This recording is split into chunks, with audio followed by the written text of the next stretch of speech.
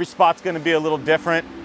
This spot in particular, we got a nice tree at the top with a nice stretch of bank water down below, some rocks in there, a lot going on. So the first thing I would decide is where's my best spot. Usually the tree, you know, a lot of times there's some shade under there. They got protection from the ospreys, usually a prime spot for trout fishing. But that doesn't mean it's the only spot. So we don't want to just storm into our prime location. If you take a look downstream, notice there's a nice rock pile in there. That's pretty typically a good area for trout to be in.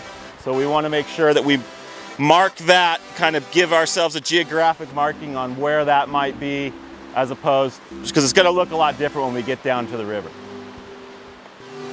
Okay, let's go fishing.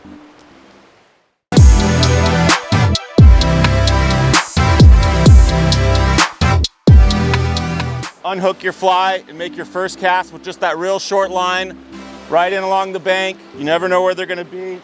Make sure you cover that in, and you can slowly add, you know, line 2-3 feet at a time, make a little longer cast, work up, but you don't ever want to get more than, I'd say, 10 or 15 feet of line. About this far is all you ever need. Is what happens if you see a fish come up under your fly but not quite take it. Looked like he wanted to take it, but he didn't take it.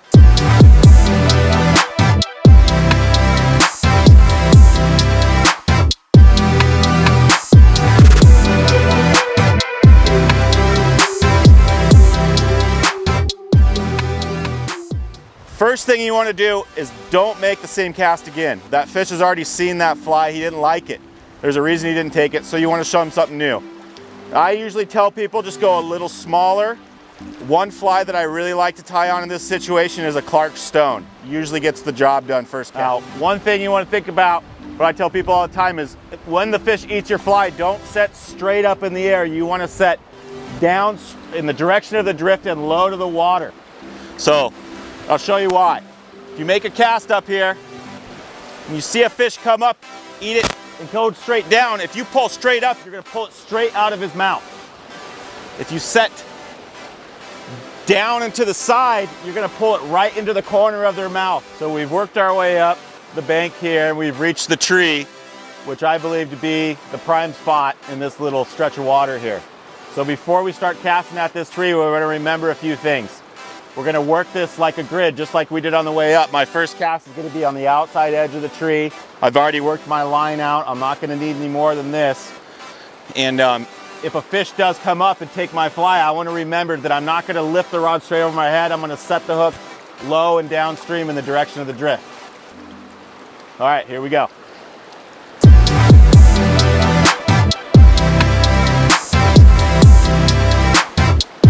Okay, outside cast, nothing. Maybe give it one more of those. Right in there close to the tree. Nothing. Okay, now I might throw one in a little closer. Maybe there's one closer to the bank. Or tuck it up under that limb there. Nothing there.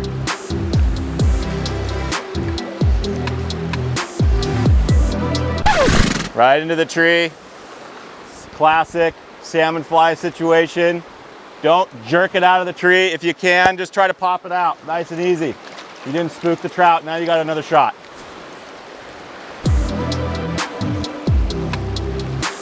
Oh, that should be the one. All right, maybe nobody home.